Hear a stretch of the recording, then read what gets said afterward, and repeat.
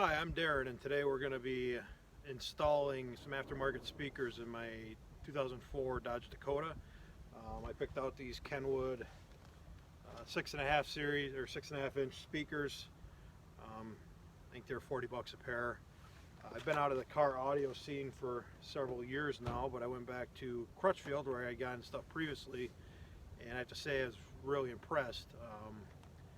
Comparing prices, these were the same as they were on Amazon, but Crutchfield also threw in adapter rings and the adapter plug-in to plug into the factory wiring. No extra charge, and they shipped it second day air for free. So again, very impressive Crutchfield. I don't get paid for them. I just wanted to throw that out there in case anybody's considering purchasing some car audio products. That being said, let's get started. Okay, this door panel's pretty easy to come off. It's just 4 Phillips screws. One here. There's one up here. There's a little trap door that you got to pry open to get to that. And there's 2 smaller ones along the bottom.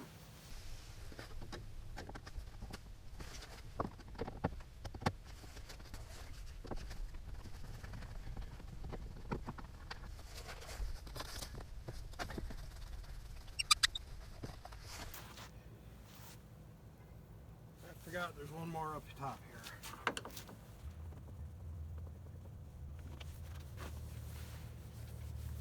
And the door should just pop off then. There's 2 clips you got to reach in and undo on the inside for the door handle and for the lock.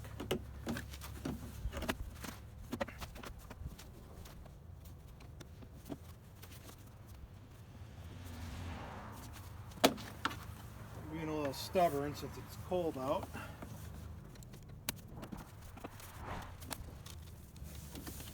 There's 2 electrical plugs that need to be undone as well for the windows and locks.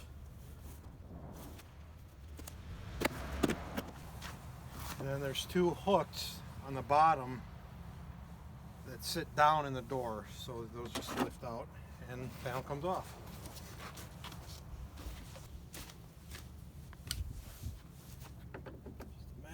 Unscrewing the speaker.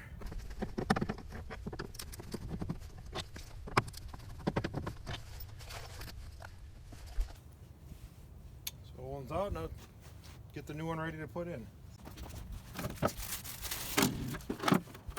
These come with the speaker grills. We're not going to be using those because they're going to be hidden behind the door panel.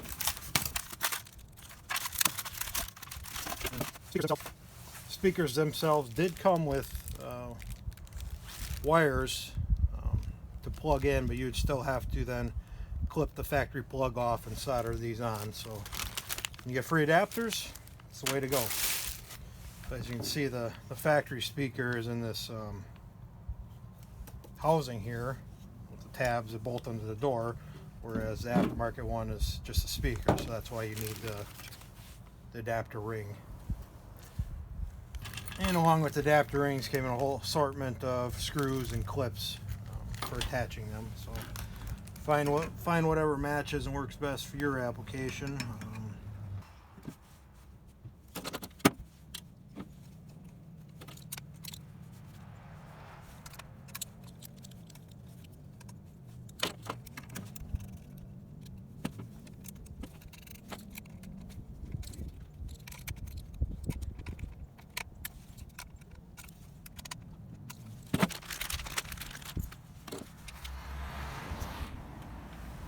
These plugs are different sizes, so it makes it real easy to tell which one goes where.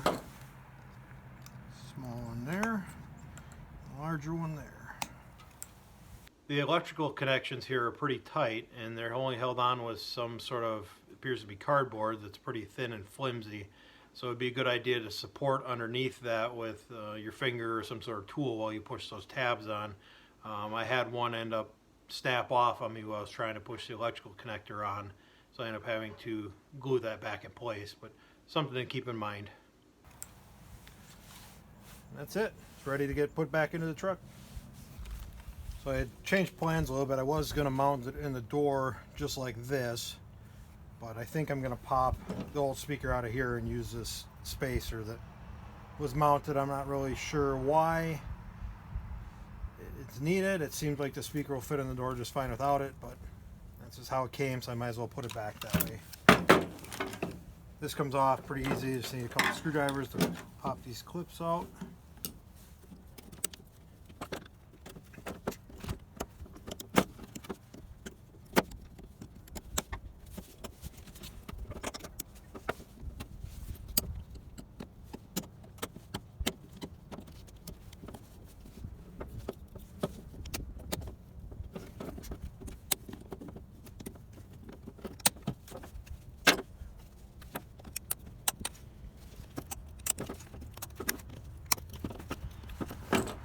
Appears to be some sort of adhesive in there. Just got to break that loose. That comes off. It's extra washers in the kit, so I decided I'd put a washer on both sides. Extra support. Correction, those washers were not actually extras. They were for the other speaker in the pair. So I had to go in my miscellaneous hardware jars and find some extra washers.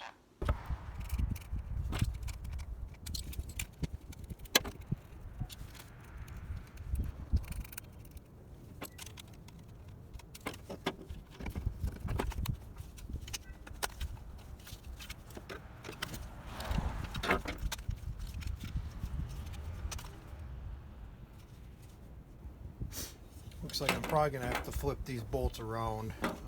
They're not clearing with the thread sticking out the bottom. There we go.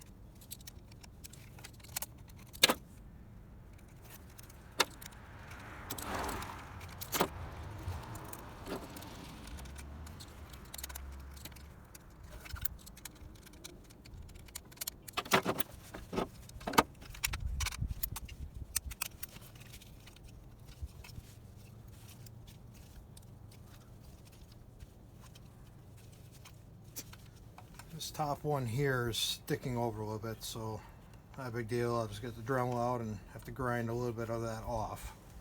And other than that, should be good. And as long as I got the Dremel out, I'll probably end up cutting the top of these bolts off just to make sure I don't have any interference issues when we put the panel back on. Use a knife to mark the back here. As long as I'm grinding that off, I'll probably take a little bit off these other ends too, just to give it a little extra relief. And anytime using power tools, safety glasses are always a good idea.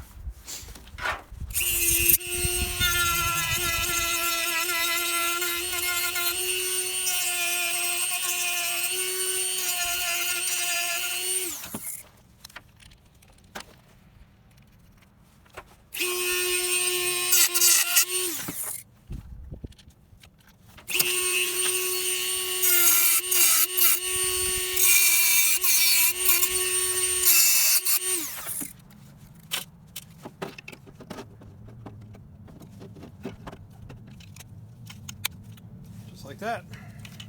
When I was working on the second speaker, I noticed that some holes further in on the mounting flange matched up, and they were on a higher plane than the original one, so I was able to use those same bolts without having to cut the ends off of them. So that ended up working out nicer. Plug the wire into our factory one.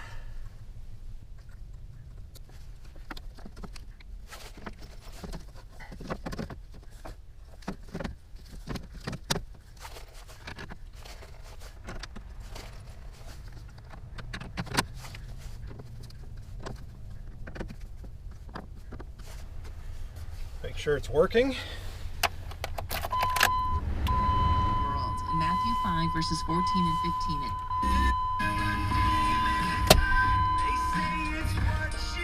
15. Works.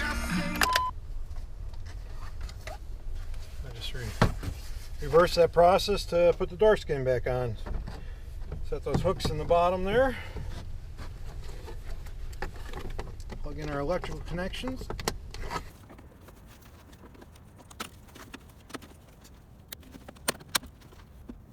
our latches for the door.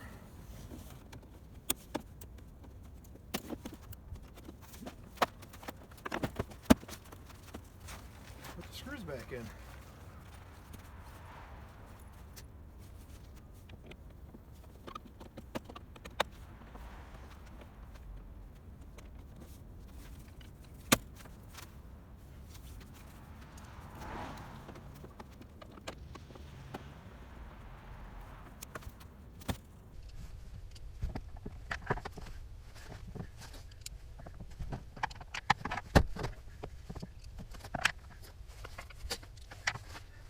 Hands are getting cold, so I'm starting to struggle with these screws.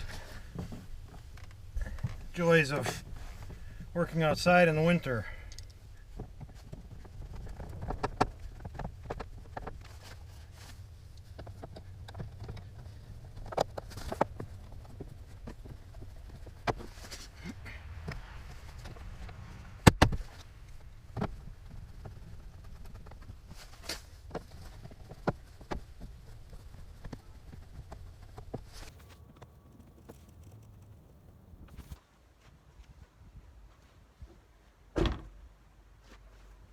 Well, that door's done. Now just to repeat that process on 3 more. Thank you for watching. If you like this video, please hit the like button and feel free to subscribe to my channel and make sure you turn the notifications on so you get notified when I post more videos. Thanks again.